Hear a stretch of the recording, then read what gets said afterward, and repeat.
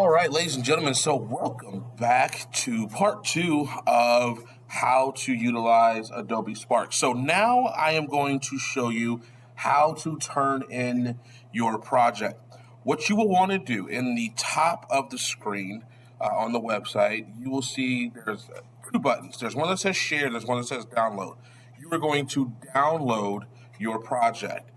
Once you hit that button, you'll see at the top of this white box, there's like this little red line over here at the top of it. And what it's doing is it is actually now downloading the video, it's preparing the video, it's processing the video, it's doing all that great and wonderful stuff.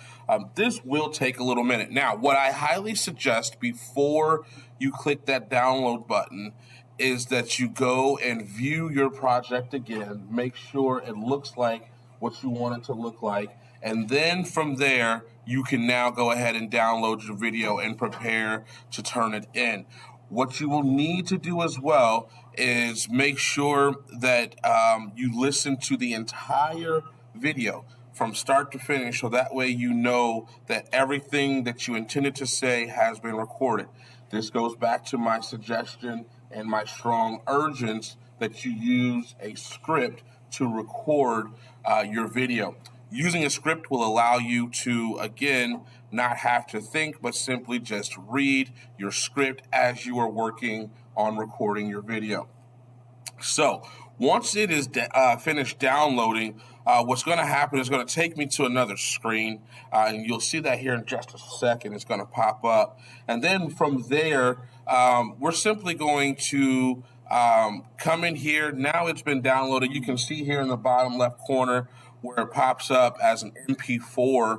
And so what you will do from that point, that means it's now in your download folder.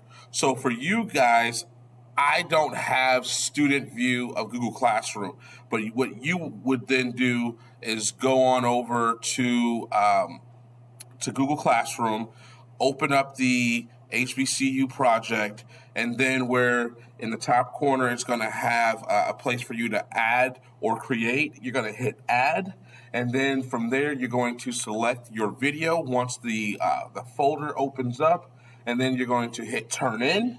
It's going to ask you a question, are you sure you want to turn it in? You're going to hit turn in again, and then you will have successfully submitted your project. Again, if you have any questions or concerns, feel free to email me or simply rewatch the video so that you understand how to turn in your project.